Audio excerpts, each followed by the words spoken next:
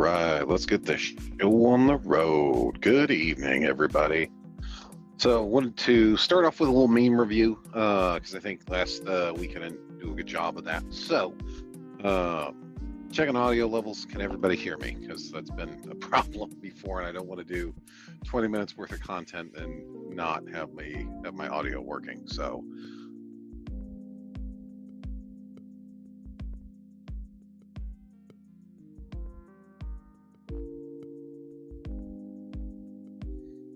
All right.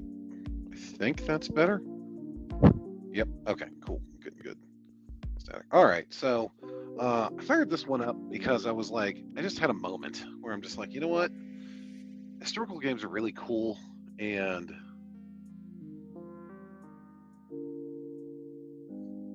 historical games are really cool and all that. But okay, sweet. Historical, sci-fi games, Warhammer, all that kind of shit. That's really cool and it's fun. But sometimes you got to get that diversity of in your gaming diet, even if it's just like a hex and counter type war game. So I made this, and a lot of people started putting suggestions and stuff like that. We're actually going to review some of these, do a quick go through some of these rule sets, and we'll kind of go from there. So the big hitter this week was my post where I said, we can't make it here anymore. So, well, that's actually really started with this, where Lauren Coleman in an interview with Sarna.net said, of course, I'd like to make them here in the States if we could afford to, but no one wants to pay $27 for a miniature, so we'll work with what we got. And then I posted a picture of an Atlas 2 from TRO 1945 be counted. Ooh, I didn't think about that actually. I'm going to say no because it's still attached to the hip to Battletech. So I posted this because they own Ironwind Metals, and the observation that I made was that he made this quote in February 25, and then in May, they absorbed Ironwind Metals. Now, if you're not aware, the former owner of Ironwind Metals, his wife had cancer, and she passed away, I think, this year or late last year. But basically, they said, hey, we'll take over for you, be with your wife. So it's like, they actually did a decent human thing. I can't dog on them for that, and I can't dog on the owner of Ironwind Metals for doing that, because that's just right. It's just a good thing to do. So no hatred, no shade there. So this of course sparked a discussion of like, hey, where are we going with this 3D printing, STLs, that kind of thing. And then that brought me to this thing, which reminded me of a James McMurtry song called "We Can't Make It Here Anymore," and it's basically lamenting the fall of the middle class here in the United States due to factory outsourcing. And basically I said, whenever I dog on Catalyst Game Labs for their use of Chinese manufactured PVC minis, I get a chorus of, U.S. manufacturing is too expensive. We can't make it here anymore. I did this once before, actually, I think a couple of years back, and I just can't find that post anymore because it was so long ago, and I put out so much content. I just didn't have the wherewithal to find it. So, and because Facebook's search function kind of sucks, so I gave a list of places that actually manufacture here in the United States. Black Powder Red Earth, Steamforge Games. Ironically, they're based in the UK, but they manufacture stuff here in the US and the UK. Blackout, In Country, Monster Fight Club, War Games Atlantic. They manufacture both in the UK and the US. Reaper Miniatures, they're based out of Texas. Best Hobby, they are based out of, I want to say, Virginia, and Ironwind Metals, ironically. So, and when people like actually look and review what these miniature companies do and what they offer, the price point is really quite comparable to what you would get with Catalyst Game Labs. So when people are like, "Oh, it's too expensive. We can't do that here anymore. We couldn't possibly make mechs of the same quality as China here in the United States." You can, you just don't want to. And then this fun little factoid, let's see if I can find it.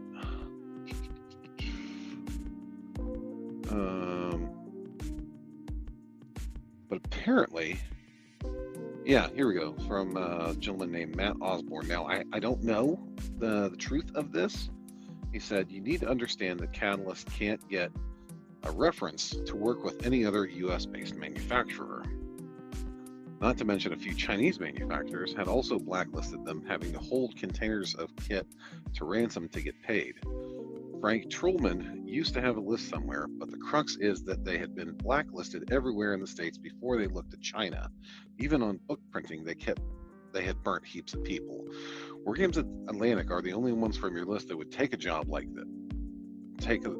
this on. They're fulfilling a bunch of other war games right now, which is correct. And old mate who runs it just barely recovered his own reputation after revealing that he had been using a pseudonym since he screwed up a Kickstarter. Now that's an interesting little side story that we can talk about maybe tomorrow or something. He wouldn't be rushing to tie what's left of his reputation to the Catalyst boat anchor, true and real. And then that was before the tariff uncertainty. Being able to ship from China is a decent bonus of their unplanned strategy. There's also the technique that they're using. They aren't making multi-part plastic sprues like other war games. They're taking a strategy of lumping together high-demand mechs with low-demand ones, which again is very accurate. They previously produced more traditional clan mechs in plastic, and as a test, the TRO 3050 stuff have common parts that would make sprue-style releases work, but shied away from that for whatever reason. I remember those. I want to say it was the Origins box of Total War Game of Armor Combat, or I think it was just called BattleTech, and I want to say that had a Loki, a pre-assembled summoner, and like some sort of weird resin plastic. It wasn't PVC, it was some sort of weird resin plastic Mad Cat or a Timberwolf. So I remember that box. And then there's also some idea in their mind about tying together a fan base that includes the clicky tech guys. So for mass appeal, they need pre-assembly, but that's just them needing to reinvent the wheel. I agree with that. Metal casting used by Ironwind metals is really incompatible, and that business has always been, you can't teach an old dog new tricks. Asking Warren to modernize Ironwind metals is a 20-year plan at best. You likely need to wait for some people to retire. Well, I would say that's probably accurate. And then I honestly think you would have a better chance of getting them to move production to Renedra in the UK before the USA, only because they likely haven't burnt that bridge yet. Again, all really good points. And I pointed out that, hey, I didn't know that I didn't know any of that. So, yo, sup, Keltos? And then, of course, this gentleman here, this Dallas gentleman, there's an amazing process called investigative journalism where people actually ask questions, analyze data, and dig through source material to get their answers. You should try it. And I simply observed, I would rather be called a slur than a journalist. So, yeah, I would, yeah. So, that's long and short of that post, and that was, kind of a big hitter this week. And then I made this one in a fit of pique because I was talking with some folks on a mutual Discord about Gundam, and they brought up, the Gundam tabletop game that's coming out later this year. And I cited that I thought Gundam Wing was peak, and they all said, no, it's terrible. And I told them, I like the main character because I too want to die and threaten women. So for some reason that I laughed at that line. I thought it was funny, so didn't get much engagement. So I don't think very many people thought it was funny, but that's okay. And then next, before we kind of get into the main topic, is we have this gentleman here named Lorcan Nagel. Lorcan Nagel. He's a moderator on the Battletech forums. He does the yeoman's work of transcribing the Tuesday news days so that we don't have to watch them struggle through those and just say, oh, we don't know, we don't have an answer, we don't have an answer. So the new releases, Front and Center by Jim Long, which is free fiction, which I already pointed out, like 4 errors in the first page. The 24th Century Lance Packs is out of general retail. Crown Ascendancy by Stackpole, and a legacy audiobook. And then Tabletop Battles has released a review of the core rule book available at Gen Con. Now, this is something I gotta... Tabletop Battles. Is that the one... Is that the company where... Is that the company where they changed from Goonhammer and called themselves Tabletop Battles? So, yeah, I think that's Goonhammer. So, cons. Oh, guys, Rem, she's going to be at Gen Con with WizKids because reasons. Because apparently you can't get it done with Catalyst anymore, I guess.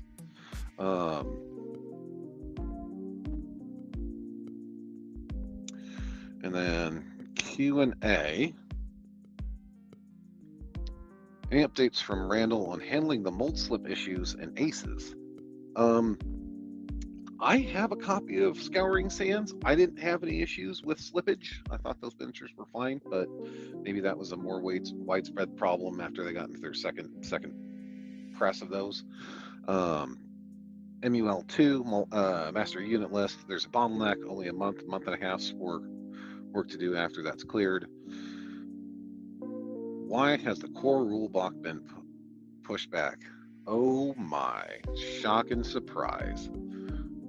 The Catalyst has missed a shipping date, or is missing a street date. It's a day that ends in Y. Rim's guess is there's only enough copies ready for Gen Con, but not enough for retail. Jason has added there have been shipping delays. Okay. Oh, they're not straight. The molds aren't straight anymore. That's actually a good. That's actually a good point. Yeah, I've heard that's a problem with these PVC miniatures, and I think that's actually one of the reasons why. Atomic Mass Games is trying to get away from using the PVC stuff, except for like really low velocity, low sales velocity stuff like the Imperial Death Troopers and whatnot. Force packs at Gen Con, so there'll be the starter box, core rule book, the map scale Leopard, map scale Union remaster, and the Clan Battlestar. Now the Clan Battlestar is gonna be the mechs that were in the original Clan Invasion box, because they discontinued the Clan Invasion box, which I think is a terrible idea, because I can get into it at a different time, but I think that's a stupid idea. The Clan Battlestar, interestingly, will be Barnes & Noble exclusive after Gen Con. So they've got a little bit there at the con, but they're not, but it's going to be B&N exclusive after. There's going to be no limit per badge on buying Battletech core sets, so please don't buy it to sell on eBay. Sure, Rem. Sure, we won't do that. Will the Battlefield support deck be reprinted soon? Rem Phone Town live on air, which became a whole thing. C-Scale Battlemaster. Snowblind won't be a Gen Con, but there's a small chance. No update on the Elementals reprint, so it looks like Elementals, the plastic Elementals, are lost tech now. They're still looking at different materials. Because I thought the problem with the Elementals was that based on how they were supposed to be sized, the actual miniatures in like the Elemental Star Pack and the ones that were in the Clan Invasion box set, they were too small. So I know being a layman, I'm just like, why don't you just make them more bigger using the same material, waka waka. And I think there's probably more to it with the material science of the molds and how that stuff works. So Alpha Strike Commanders Edition reprint just went in. Should be here in 2 months. Support decks are not on Talon schedule right now. Oh yeah, so they're selling grinder kits. Let's see if I can find that. They're selling the grinder kits. If you're not familiar with what a BattleTech grinder is, basically it is where you. Oh wow. Oh, okay, gotcha. So basically what you do is you get a table and you organize it. It's kind of like a drop-in, drop-out game where you have people with certain mechs, and as they fight and die, they can, upgrade to a heavier mech, and then it keeps going and going and going. And so it's like a good convention, good community building game. It's actually a really good way to get people into BattleTech. Yeah, Gavin, I was actually just going to show that. So this is what they're actually talking about. Now, they're pre-painted or they're colored. I don't know. Contains 30 plastic miniatures cast in the color of their tiers. So they're not even painted. They're just cast in a certain color. So if you wanted to get like a load of mechs, it's a Locust, Stinger, Wasp, Commando, Koshi, Valkyrie, Phoenix Hawk, Shadowhawk, Wolverine, Crusader, Rifle. I mean, it's just a good mix of mechs. And then the download the full set of rules documents, but not for $250. Oof, not straight from them. And apparently, what they did.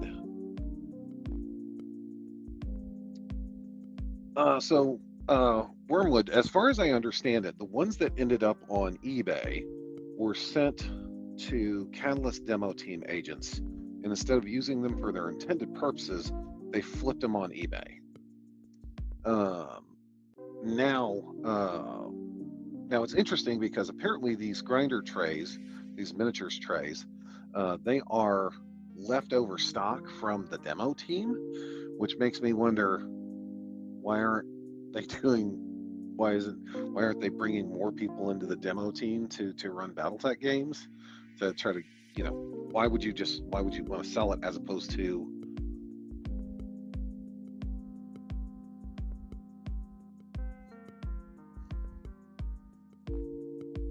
Oh yeah, exactly. That's going to be. I can't even imagine what to get this from Australia would be. That would be abusive. But yeah, it's a neat format to run like a convention game or a local like game night or something to kind of build a community. It's a great community building event, but not at that price point. You can just probably do anything other than buy this thing, especially since they're not pre-painted. They're just like pre-colored, so I don't know if it's so they're cast in the color of their tier, so they're actually so that it's the plastic that itself is actually dyed the appropriate tier colors, which is interesting. You think they could have taken a better picture of this? Really, dude? All right, whatever. So that's Tuesday Newsday. I also wanted to show this off, which I thought was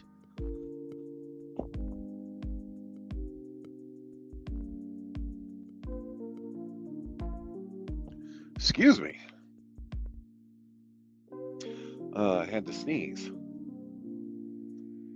How big is the tabletop scene? It's pretty big, actually, if you know where to look. A good place to start would be talking to your local game store if you have one. If you don't have one, and it's mostly like call them basement gamers, so guys and gals that actually play, that have picnic tables or whatever set up in their basement. Just look on Facebook, whatever your preferred social media is. Try to find a group in your area, and it's usually really easy to do. And say, hey, I'm interested in BattleTech. I want to try to get into this game. What do you guys play? How do you so? And then you start to engage in the group dynamics of that kind of thing when you start talking with people. But just be cool, man. I'm in Southeast Michigan, And I'm really, really fortunate that I have like 4 or 5 really good hobby stores that carry pretty much everything, and they cater to like everybody. This is probably why they're so successful. Um, and they have their own like either Facebook pages or Discords or this, that, and the other thing, you know. And just reach out. You know, most stores, like, you reach out to them like, hey, I'm interested in playing BattleTech. Do you have a scene here? Do you guys stock product? You know, that kind of thing. So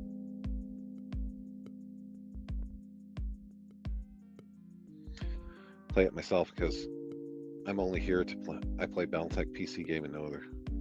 Stream on Watch is on now. Well, fair enough. Thank you. Welcome. But what are the benefits of Catalyst?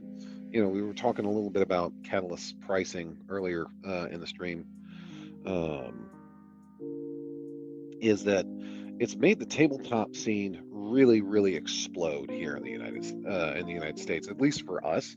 I'm sure it's probably done so other places in the country because of that accessibility of cheaper plastic miniatures.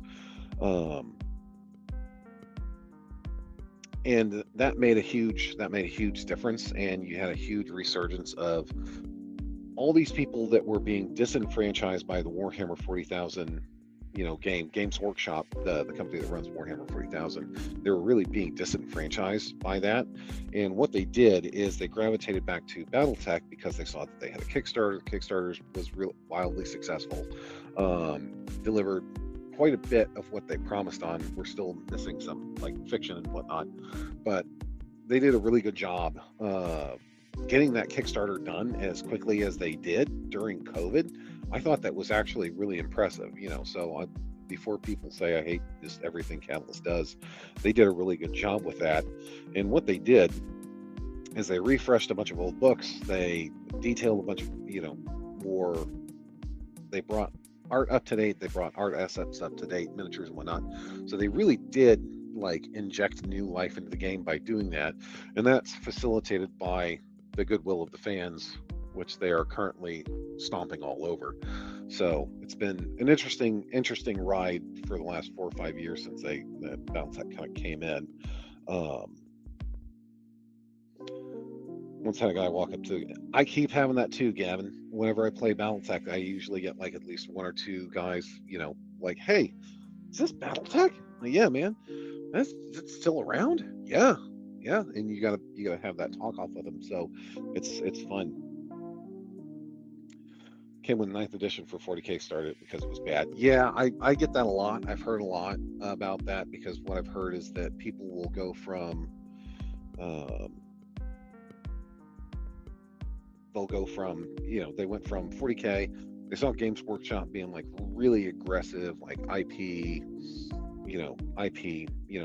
squatting on stuff, and, you know, DMCA takedowns and stuff like that for digital creators that were like trying to expose their brand to more people, and instead they're just like ruthlessly like corpo stomping, raffle stomping them.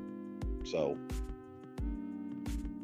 they did that humble bundle. I got that bundle. That humble bundle was actually really good. Guess what I did is I gave them all the humble bundle. I didn't want to give it any money to Catalyst. Waka waka. So, but I saw this, and I was reading this, and I'm just like, bro, get a room. So, most influential tabletop game icons, which just sounds like a fake page. The man who kept BattleTech standing, Randall N. Bills. Randall N. Bills is not easy to summarize as a single kind of game designer. He is a developer, a fiction editor, a line steward, a board game designer, a corporate survivor, a continuity keeper, a public ambassador for a setting that has been too large, too old, too beloved, and too complicated to have survived by accident. His central work is BattleTech, not because he created it, he did not. BattleTech already existed before Bills entered the professional story. That's a weird way to phrase that. What he did was different. He helped keep the old machine running when companies collapsed, licenses shifted, formats changed, and the market stopped looking like one that created the game. It was not glamorous work. It is architectural work. Bills came to into BattleTech through the path that makes old hobby industries feel almost mythic. First fan, then contributor, then staff, then steward. The key story begins in 1990s when he met Battletech line developer Brian Neistel at Gen Con during a long game of the Succession Wars. Bills was already writing for MechWarrior Quarterly, already deep in the lore, already doing the kind of unpaid fan labor that sometimes becomes a professional audition. By 1995, FASA brought him in as an assistant developer. That job mattered because Battletech was never only a rule set. It was a rule set tied to fiction, technical readouts, political history, maps, units, faction identities, and arguments from players who knew the universe well enough to catch mistakes. All of this is true. To work on Battletech was to work inside a machine with many moving parts. By 2000, Bills had become Battletech line developer. He also wrote fiction, including Path of Glory and Imminent Crisis. I didn't mind Path of Glory. I thought Path of Glory was really, it was passable. It was fine. I think that was the one with Jake Kabrinsky, right? I think so. And then Imminent Crisis, I can't remember if I've read that one or not. That combination is important, as authority came from both sides of the franchise, the game table and the setting history. He understood the units, he understood the canon, he understood why players cared if the machine stayed consistent. Collapse and the bridge. Then FASA closed. For minigame lines, this would have been the end. Battletech instead entered one of those strange license eras where the property lived in fragments. WizKids pushed the future of the brand into MechWarrior Dark Age and collectible pre-painted miniatures.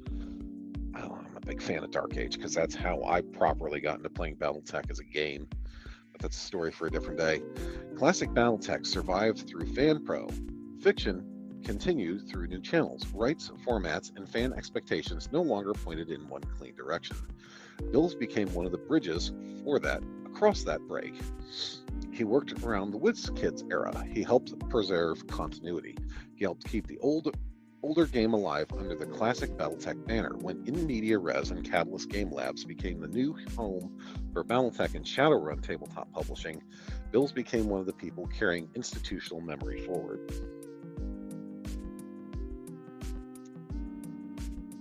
Kelto, so it's actually broken up over a couple of different places. There's like the tabletop game license, which is what In Media Res, which is basically Catalyst Game Labs. They got the license from Topps. Then Topps was acquired by Fanatics. So Fanatics effectively owns the license to Battletech.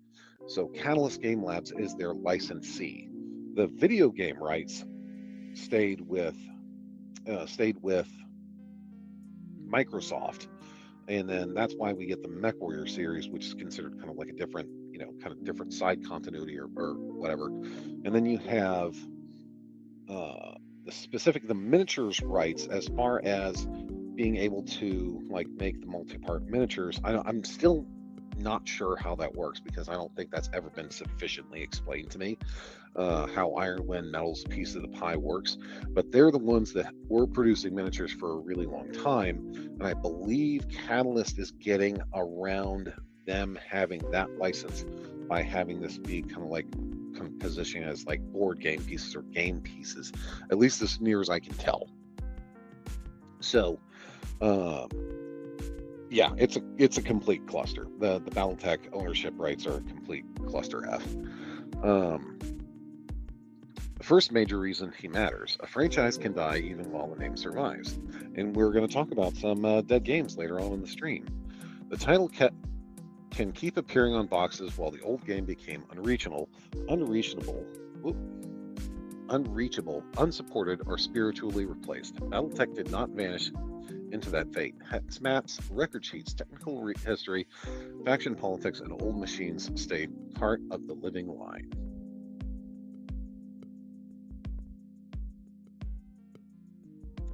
Pelto, so if I remember correctly, there were a number of novels that were based. I actually remember distinctly, I can't remember the title of it, but it was a book that was a novelization of the campaign that you played in MechWarrior 3. I don't think MechWarrior 4, Vengeance, MechWarrior 4 Mercenaries, or any of those games after that got proper like BattleTech additions to the fiction. I do know that MechWarrior 5, the original MechWarrior 5 storyline, or at least the start of the storyline, they got like 4 or 5 short stories, I believe written by Randall Bills, ironically enough. Um, those were put out. I can't. They were put out into an omnibus of short stories, and I cannot for the life of me remember what those are called. Stormcrow. Microsoft owns the video rights. Fanatics Tops owns tabletop. Ironwood Mills used to own the minis rights, but Ironwood's, yeah, okay, perfect. So, yeah, so Stormcrow. So Ironwood Mills owner, he sold out to Catalyst. So basically, Catalyst has the rights to those miniatures now.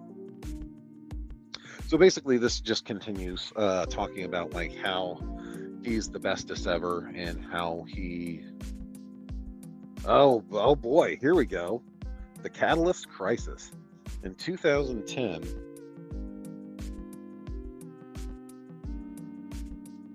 Oh yeah, yeah. I can picture that. Well, because the thing about MechWarrior, the MechWarrior franchise, those stories exist outside of the BattleTech continuity. So like whatever happens in the MechWarrior games doesn't affect the tabletop continuity. Again, license fuckery. So the Catalyst Crisis. 2010, Catalyst Game Labs became the center of a public financial crisis. Freelancers and former staff raised serious concerns about unpaid work, royalty issues, financial management, and internal accountability.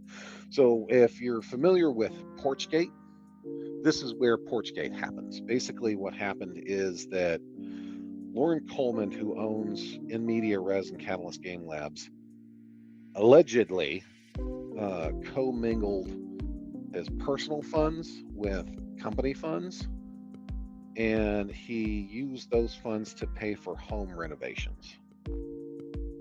So everybody jokes that he put a new porch on his house. So that's where you get Porchgate. This dispute damaged trust between Catalyst and parts of the freelance community. So Bill's an senior executive and visible company figure, was criticized for his role in trying to keep Catalyst intact and for leadership choices around that period. This article will not turn contested forum claims into proven fact. So they say this. Even though Catalyst put out a statement at one point saying, "We investigated ourselves and did nothing wrong." Public record contains allegations, partial records, angry testimony, and company survival. It does not give outsiders a clean view of every internal decision. So the other side of that is that Catalyst is not a publicly traded company. Fanatics, who owns Tops and therefore the license to BattleTech, are not publicly traded companies. So unless they put out their own financial statements, yeah, Stormcrow, it never did go to court, which is, I think, a shame. I think it probably should have, because that would have resolved a lot of accountability issues that I think we're seeing right now. But the crisis belongs in the story because it shaped how some people read Catalyst afterwards. It affected Shadowrun's talent pool. Yeah, it did, because now we have Russell Zimmerman, Brian Young writing for BattleTech. And they got their start in Shadowrun, so thanks, Porchgate. It left long memories among freelancers and fans. It showed the ugly side of licensed tabletop publishing, where beloved games can depend on fragile companies' margins, unpaid creative labor. You shouldn't lean your game on unpaid creative labor. If your fans are doing unpaid creative labor that you are then, doing work for and publishing, you're doing something fucked up. You're doing something fucking wrong.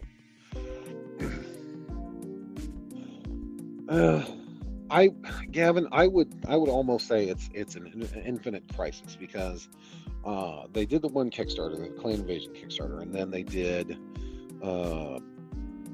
the Mercenaries Kickstarter, and then right after Mercenaries wrapped up, they fired off the Leviathans Kickstarter, and then they had a Shadowrun Kickstarter that somehow got funded because I hadn't become aware of it until recently. So they have like right now they have like 5 active Kickstarters that they haven't done any delivery on, that are in various states of completion. And you can actually see that chart on my Facebook page a couple of posts back. So the hard truth is that Catalyst survived, unfortunately. The other hard truth is that survival came with reputational damage. But to answer your question, Gavin, basically, I get the sense that they are stuck on the crowdfunding treadmill where they're constantly robbing Peter to pay Paul to get those Kickstarters out the door, and I think that is doing more reputational, that the appearance of impropriety is doing more damage to their reputation than I think anything that this could have done. Paying them exposure, yeah, that's true. Stormpro, almost all of 5 fastest IPs suffer from the crisis curse. I don't know why that is. It's like, again, you have companies like Mantic Games that are run by both veteran industry people, competent and passionate professionals, and they're really successful, and they know their business, and they're really successful, and they're able to do what they need to. And almost nobody is like chewing their fingernails going, oh my god, is Mantic Games gonna go bankrupt tomorrow? No, man. They've got the Halo license. They're selling Halo Flashpoint. Halo Flashpoint's selling like gangbusters where I'm at. Like, it's crazy. They're doing crazy stuff. They're eating Games Workshop's lunch a little bit with their plastic miniatures and other war game systems. So I don't think they're going anywhere fast. So it would be a mistake to treat Bills as only as a Battletech executive. So kind of going back to this. So basically they talk about him doing a board game called The Duke, which I'm not too familiar with. Jarl, Dragonfire, never played that. Where is he now? May 26th, Randall Bills is a managing developer. Recent public coverage and interviews also frame him as a creative director and public ambassador for Battletech. Current direction of the franchise is summary of his career. So basically this part is where he just starts the glaze, like, dude, get a room. So I'm surprised they went with this photo and not one of the ones where he's got his beard dyed obnoxious, stupid colors.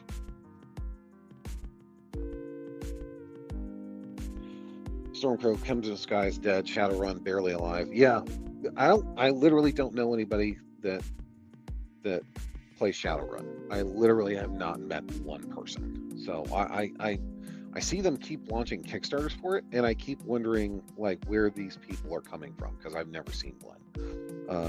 Whoever entered Star Trek Combat Simulator, that's a good question. I have no clue. Rep damage has also made them a red flag for loans and other investment to get stuff out the door and need to keep begging the users instead, or now it's a core decision as it's interest free.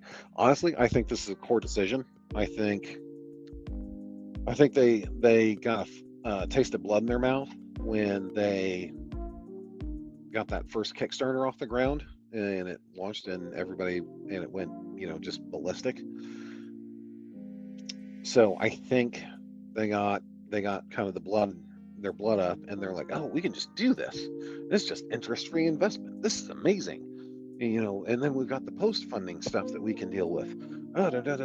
So I can very much imagine that's probably where they're at because they don't have to deal with a bank. They don't have to deal with that. All they have to do is produce product, which so far they seem to have been struggling to fulfill with most of their Kickstarters. But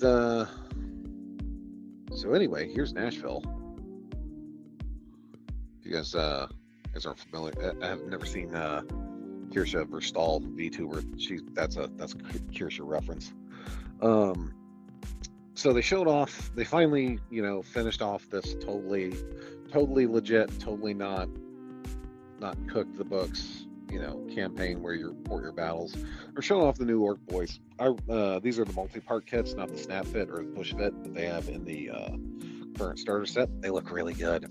I used to play Orcs 3rd, 4th, 5th edition. These look really good. They brought back Burna Boys. For Orc Boy squads. I am down with that. I am absolutely 100% on board with that. Especially so, like, that's great. So you can, yeah, that's great. So you get rockets, you get big shooters, and you get a knob with an ammo grunt, and you get the different knob options, which looks really good. Say what you will about Games Workshop, they don't screw around when it comes to doing their shit. So let's see. Speaking of dead games, this is actually going to be a little bit of a crossover. So this is actually not the tab that I wanted. This is the tab that I wanted. So there's this weird crossover that I've discovered sometimes where you have historical games, and then you have dead games, and then you have dead historical games. So this, if you can believe it or not, is the Warhammer Historical, The Great War. And it is basically, what would we say? It's like 3rd edition 40K, but it's World War II or World War One. It's exceptionally well produced. Obviously this is a rip of it. Some mad lad, spent the time to compile all this crap. And it's just classic GW, 3rd edition stuff. It's like, this is what cavalry looks like. This is what cavalry looks like. This is what a weapon team is. This is what infantry is. So it's actually really good. I do question this. I feel like this is racist right here. The French have a lower ballistic skill and weapon skill and courage than the British. I feel like that's some GW prejudice, some English prejudice coming in there. But it's funny because it's like, oh, your strength and toughness is 3. It's like, my brother in Christ, they're humans. They're not Space Marines. They're just dudes. It's 3rd edition 40K playing with historical models. Like, if you want to get like super into, if you want to dip your toe, excuse me, if you want to dip your toe into historical wargaming, this is probably a great way to do it, because this is some turbo basic Warhammer shit. Like, there's some interesting things here. Like, there's this thing called sweeping fire. So you put a flame template down on your machine gun, and then anybody to the extremity. So you set the template down, and then you measure out lines from each of the template. Anybody that's in the width of that template gets hit. Like, that's like, yeah, you're going to kill a lot of people. Well, machine guns in the First World War did kill a lot of people. I actually think that's a really neat mechanic. So thumbs up to whatever mad lad at GW figured that one out. And then again, you have multiple barrages. This is word for word ripped from Warhammer 40K 3rd edition, with the exception of like a few strange things. It's got army comp, it's got army rules, it's got vehicles and all this stuff. How to organize a battle. It's just good old school hobby shit. The format of this, despite the fact that this is a ripped scan, the production value, you can tell, was really high, and a lot of care and love went into creating this. They have a Warhammer Historicals Ancients, which is basically a reskin of Warhammer Fantasy Battles, as well. I don't have a rip of that, but so yeah, this is as a historical curiosity. I can't imagine trying to convince people like, hey, you play a game with like fucking 100 miniatures. It's like, no, not really. If I'm going to play a game that big, I'm probably going to play 40K. as opposed to just this literally dead system. Now, talking about uh, different war games and stuff like that. Also wanted to bring up. Let's see here. Nope. Move some stuff around. Oh, yeah.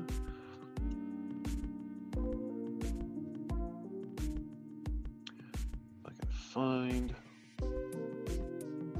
There we go. Things feast. So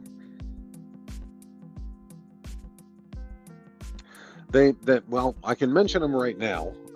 I was actually going to look at some games that I actually have the rule books for, but yeah, RIP X-Wing and Armada, because Atomic Mass Game couldn't apparently balance those games or make them work, so they took them out back and gave them the old Yeller treatment, or the Lenny from Mice and Men treatment, which is unfortunate.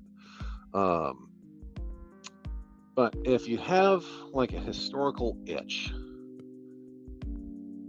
and you really want to get, you want to get started with that kind of stuff, there's a bunch of guys called Little Wars TV. They have a YouTube channel that's really exceptional, and they have this free set of rules, completely free, called Raven's Feast, or Raven Feast, Viking Age rules. So it's a very, it does very specifically talk about, Viking stuff and the Viking Age and kind of the late antiquity, as they call it, and they kind of explain what a historical war game is. Like, this is a great way, even if you're not like a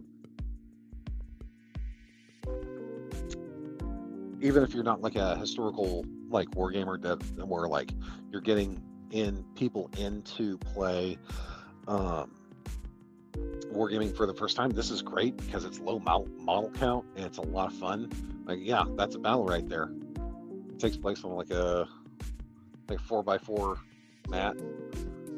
Like, this is an exceptional little rule set. It's really not hard to get to grips with. It talks about shield walls and melee and stuff like that. And it actually has a point system, like a point buy system, where you can construct your own guys, which I think is really interesting. And again, something you don't see a lot in game books anymore is the hobby section. Like, hey, what do I do? What do I need to play this? And of course, they have some advertising, and then you can also go on their website and download like little paper stands so you can get rolling right away. So the terrain stuff, and then other miniature manufacturers, and then they give you this whole list of resources on how to get started. So if you're into historical war games, or even if trying to get somebody eased into that, everybody likes Vikings. Vikings are fucking cool.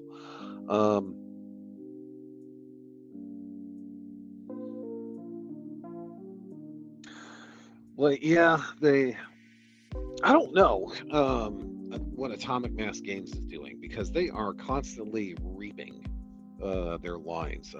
Right now, they said they've got like 3 or 4 expansions left for Star Wars Shatterpoint, and then they're going to say that that's a quote-unquote feature complete game, which means they're going to stop supporting it outside of rule updates, and then eventually they're going to give up even on that, the same way that they did Armada and X-Wing.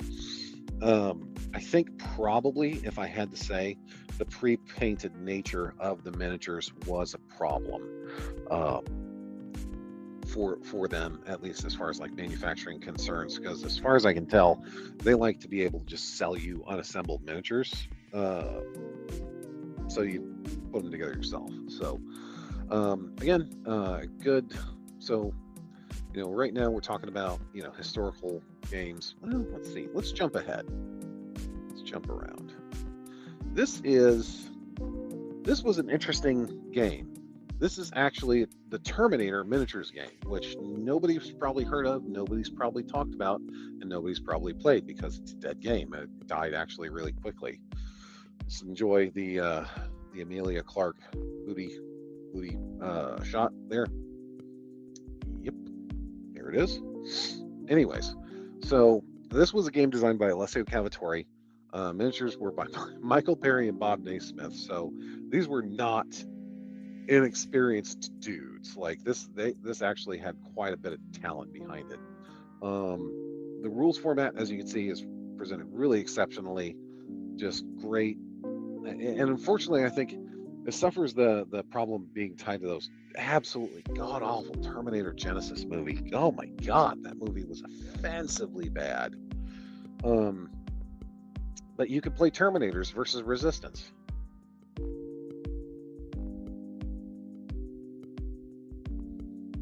Stormcrow, hey man, don't turn them down. They're great. They're a great. It's a great system. I'll actually show you. So it's actually fairly low model count. There's not a whole lot. There's not a whole lot here to.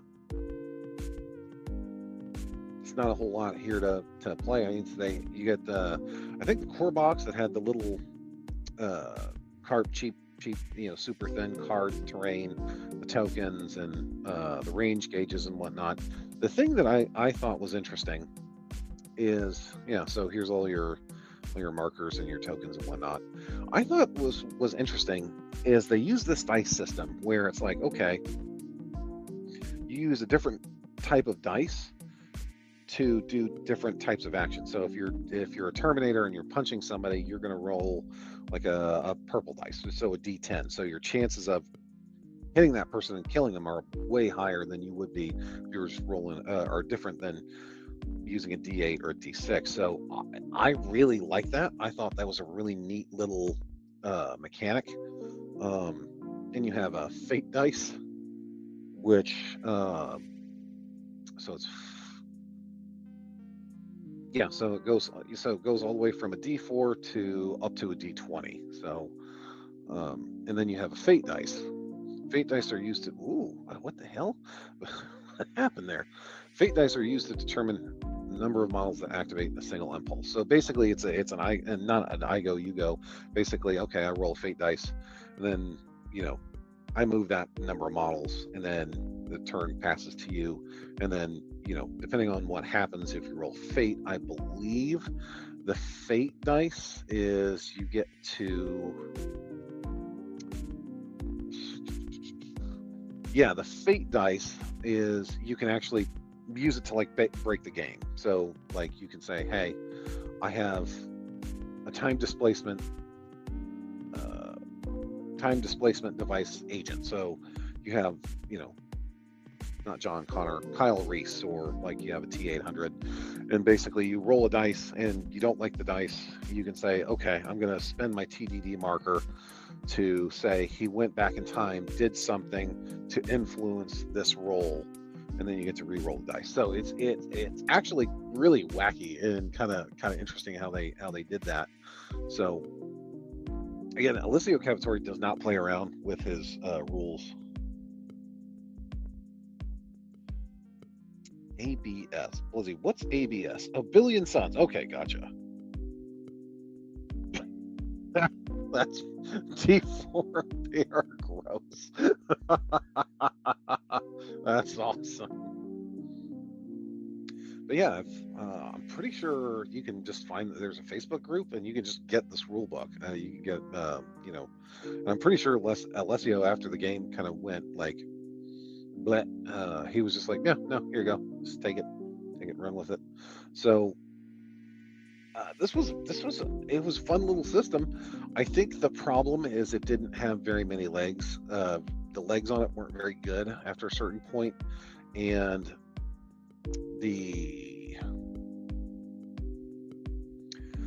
I think it was tied to a really bad Terminator movie. So people would see this thing on the shelf and go, ugh, Genesis, the hell? No, why the hell would I play that? So this was a really interesting, fun, cool, system, but unfortunately was killed by, gamer apathy, lack of traction. So then we have two Halo games that were actually killed by the company that published them going under. So so this Halo Fleet Battles and Halo Ground Command, they were both published by Spartan Games, and I really liked them. They were both really solid, mechanically sound rules. They were one of those games. I think that for me, the big problem with these is there was kind of a twofold thing. So one was, let's see, thumbnails. Okay. So the main thing with this is that it had a lot of proprietary dice. Let's see if yeah. Oh no, those are this. So the tokens were actually not that bad. They only had like 4 types of tokens, which is like, that's not bad.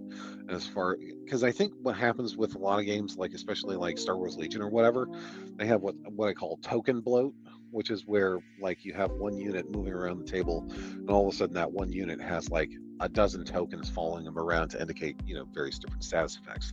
So this one was actually not very bad in that regard. Now, what it was bad in regarding was the custom dice that had all these sorts of symbols and stuff, and each of the symbols did a different thing if they were combined with other things. And then you had command dice that were separate from the other dice, and it's kind of like, oh my god. And the way the dice rolls were handled and how like damage and damage avoidance and stuff like that really didn't work very well. I did not enjoy it. It broke my brain.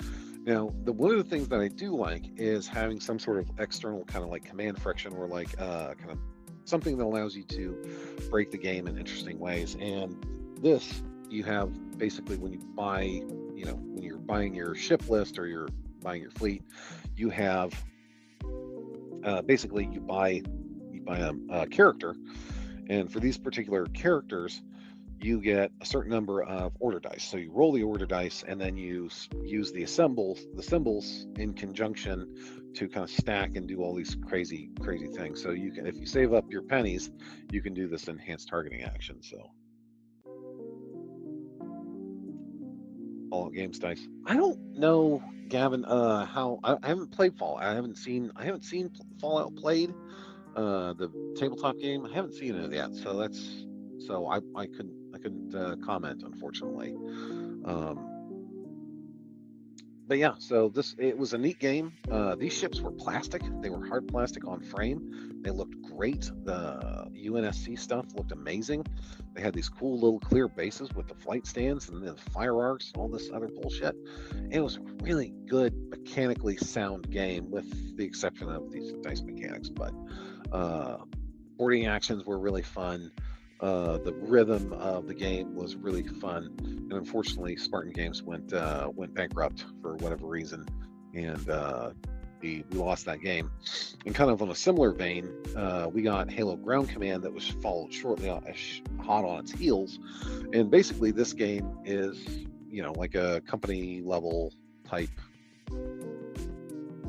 square off between the UNSC and the Covenant. So it was 15 millimeter in scale, so it was not quite, maybe not quite. Depends on how big you played the game. If you went like platoon sized, or if you company sized, whatever. But basically, you organized the battle groups, and then you had kind of the turn impulse, the alternating activations, and all that stuff, reaction fire. So you had all these very modern, good things, and you had this exceptionally well laid out rule book. You had the squirrely, like, here we go, like, look at this shit. So roll your initial dice pool, and then you do all this, and then you do all this, and you have exploding rolls. So some of the rules explode, blah blah blah blah blah. Oh, Stormcrow! It was a lot of. I got a grand total of. I bought the starter set for Halo Ground Command, and Spartan Games promptly went under. So I played a grand total of one learning game with it, and then everybody got out of it. So that was really disappointing for me that my timing was so bad. But there is, however, a Halo Ground Command community on Facebook that does an incredible job of keeping the torch, holding onto the torch with STL files and adding new units to the game and stuff like that. I don't know about the balance, but it's got a dedicated group of passionate fans. So if you have any interest in that Stormcrow, check it out. I think it's just Halo Ground Command on Facebook, and they have this scan of the rules. I believe that's where I got it from, as well as they have all the unit cards and all that good stuff. But yeah, this was fantastic. This was a fantastic game. Again, gone too soon based off of Spartan Games going belly up. And then you had this absolute classic, Battlefleet Gothic. Again, a fantastic system. Internal art, John Blanche, Alex Boyd, Wayne England, Neil Hodgson, Paul Smith, John Wegley, miniatures by Tim Adcock and Dave Andrews, written by Gav Thorpe, Jervis Johnson, and Andy Chambers. That's like the holy fucking trinity of game design.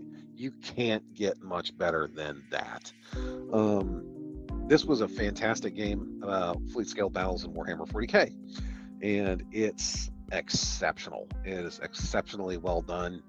It's very clear. The rules are easy to understand. They are difficult to master, which is that sweet spot where you want your game to be. Which is why I'm such a big fan of Middle-earth strategy battle game, because that game is, again, very, very simple and simplistic on its face, but then you start to figure out how to use the mechanics and stuff in interesting and new ways, and then it kind of like cracks the game space open for you. You have so many more options, and that's kind of the same thing that you have with Battlefleet Gothic. So you kind of have that same thing, which again is absolutely exceptional in its present. And it's this was an old black and white core rule book from the Specialist Games line. So back in the day, for those who aren't familiar with Games Workshop, they had Warhammer 40k, they had Warhammer Fantasy Battles, and then they had Middle-earth strategy battle game, and then they had Specialist Games. And Specialist Games consisted of basically side projects. So you get stuff like Battlefleet Gothic, Epic Armageddon, Battle of Five Armies, War Master, Necromunda, Blood Bowl. You would get those specialist games in their own kind of separate thing. And now I think if you go to the Games Workshop website, they're just called other games, which doesn't make them sound sexy at all. And it's like, well, if they're just other games, I won't look at them, I won't play them. But again, exceptionally well done rules. Got a lot of expansions. The torch is kept alive by a bunch of dedicated players. You can get 3D printed models for these. The games, the fleet, the scenarios are fantastic. Just everything about this makes it a fantastic game, and it also gives you, let's see, the big fiction section. So it also gives you, like, you can take, like, quote unquote special character ships. So you have, just your standard lunar class cruiser, and then famous ships of the Gothic War, and then notes. So lunar class cruisers Minotaur and Lord Daros can replace their prow torpedoes with no can. So you can basically say, you know what, this lunar class cruiser is going to be the Lord Daros. I'm going to replace the prow torpedoes with a Nova cannon. And then so all of a sudden you have this really interesting bespoke thing. You just pay a points cost for it, and it's just chef's kiss all around with this game. You get the Chaos stuff, you get the Eldar, you get the Tyranids, you get, and the other expansion is Battlefleet Gothic. I think it's just called Battlefleet Gothic Armada. It covers like Necrons, Tyranids, all that stuff. So if you're ever in the mood, just look up Battlefleet Gothic and just marvel at how good we used to have it. We used to be eating good, boys. And then Sidecar to that, we have Epic Armageddon, which again, specialist GW game that unfortunately they euthanized and now have rebranded it a couple of decades later as Legions Imperialis, except it took out all the cool stuff like the orcs and whatnot. And this is kind of where you get to see where Games Workshop was, and you can kind of see the tongue-in-cheek kind of nonsense that they were doing with, especially the orcs, because some of this art, oh my god, old school Warlord Titan. But you used to get just exceptional play experience from this, and when you were playing this game, you felt like you were fighting a huge battle. Like visually, it was a very impressive spectacle on the tabletop, but just to actually play it, and it's like, oh yeah, those Space Marine Terminators. Oh yeah, well my stuff is gonna zap them with their belly cannon, or I'm gonna hit them with the belly cannon. And they just all of a sudden you've just killed like 10 Space Marine Terminators. Where on the Warhammer 40k tabletop, if you were playing a standard game of 3rd edition, it would have taken all goddamn game to kill them. So just the feelings of, you know, just lethality and how big and dangerous everything is, and how and infantry was still important for being able to maneuver places that vehicles and other stuff couldn't, and also taking objectives that they couldn't. So just fantastic. And of course the miniatures were all done in that early GW over the top crazy style, where everything was bigger, everything was louder, everything was painted with a goblin green base, you know. So like, look at this fucking thing. I'm just a silly little guy. You won't want to shoot at me. I'm just a silly little fella. So yeah, Death Strike missile launcher. And again, you got all the army lists in here too. So you bought one book, and you had your entire gameplay experience. I think this PDF only has the. Oh no, it does have the. Yeah, here we go. So it does have some of this stuff in here. So again, this is one of those games that I think you can play quite efficaciously using Mantic Games Warpath stuff, because I believe it's the same kind of 8mm scale that Games Workshop's Legions Imperialis stuff is. So you can have that Space Marine versus Orcs versus whatever battle, using whatever rules that whatever army rules. So again, really exceptional game. So I think that's pretty much. I'm trying to think of what other. Let's see. I'm trying to find other. I have like a couple of dead games here in my drive here. Give me 1 second here.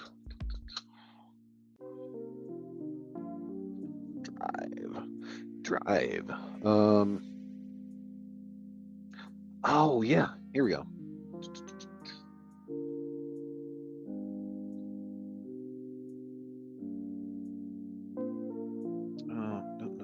No, stop scrolling. Stop it. Here we go. Now this is a kicker here. Star Wars Miniatures Battles by West End Games. They used to have the license to do the D6 Star Wars RPGs, and I believe that's where a lot of the formative background for Star Wars came from, is thanks to these books. So what they did is they basically turned it in a lot of ways. It reminds me of Rogue Trader with regards to how the miniatures work and how the stat line blocks work, because it's effectively they turned their tabletop role-playing game rules into, or their RPG rules into a tabletop role-playing game. So in a lot of the ways that you can kind of see a lot of like BattleTech in it, because BattleTech to me has always been an RPG system masquerading as a tabletop war game system. So this is kind of the opposite, where it's a role-playing game system, but it's masquerading as a tabletop war game system. So you have kind of the basic game, soldiers. Yeah, this is a stat block. So you gotta so I gotta fill out for my Hoth troopers. I gotta fill out their move, their decks, their skills, knowledge, mechanical rating. So I gotta fill all this stuff out, and then by the time I'm done, I add all this shit up, and I get a squad that's 720 points. It's like, okay. So, and that's for a squad of like 10 dude bros.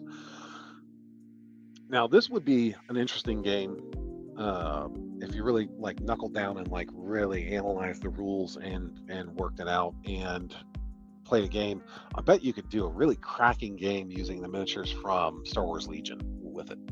So, highly recommend this. And again, West End Games, if you just Google West End Games Star Wars D6 RPG, you'll actually come across a website where they have a Google Drive with every book that West End Games published in PDF, as well as this, as well as a bunch of fan supplement stuff. So fan supplement stuff goes up to and including the Clone Wars. So yeah, this was, again, so if you're looking for, like, look at this. None of this all-around fire bullshit. You got a 90-degree arc of fire, son. Set your field of view to 90 degrees and get blasted. So this was, prone. You can go prone. You can do all these things where it's effectively, it is a skirmish tabletop RPG game in the guise of a miniature war game. And it's really exceptional for that, and it tickles my old school tisms just right. So if you ever get a chance to look at this again, look at it on your own. It can be kind of obtuse because it's trying to explain factors like your morale, your courage, and what skill check you have to do based on what weapon you're using. It's like, all right. Alrighty then. But yeah, I thought this was a great diamond in the rough type find for this kind of thing, and highly recommend if you get a chance to download this and review it, because it will break your brain. It's like all this shit right here, all these 44 pages. This was just the basic rules. Now the advanced game, you can make Jedi, you can make a Sith. And this was also one of those games where it's like they kind of emphasize, like, hey man, you probably want to have a referee, which is a very, very old school tabletop war game thing that you saw in Rogue Trader. So, flamethrowers and lightsabers and mercenaries and all this crazy crap. So you could do it all with this book, and it's 117 pages, I think. Yeah, cover to cover.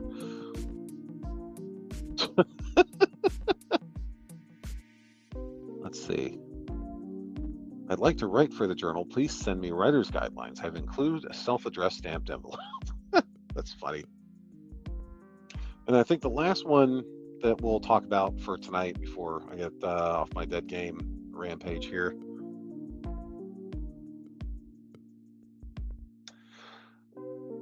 I have not played Star Wars Saga by Wizards. I'm not a big fan of Wizards of the Coast. Like, I never got into their RPG ecosystem, so I can't really say with any definitive thing whether it's a good thing or not. But I'll trust your judgment. And then last but not least, I talked about this a little bit last stream, where this was by a local company here in Michigan called Palladium Books. They ran a Kickstarter that was so badly handled that they actually lost their license to produce Robotech stuff. So, but the rules are, again, I think they are exceptional quality. I think they're really well written for what they are, and it's a fast, simple, interesting game. And they actually do a really good job of saying, like, okay, here's your two factions. So you have the Zentradi Armada, and then you have the,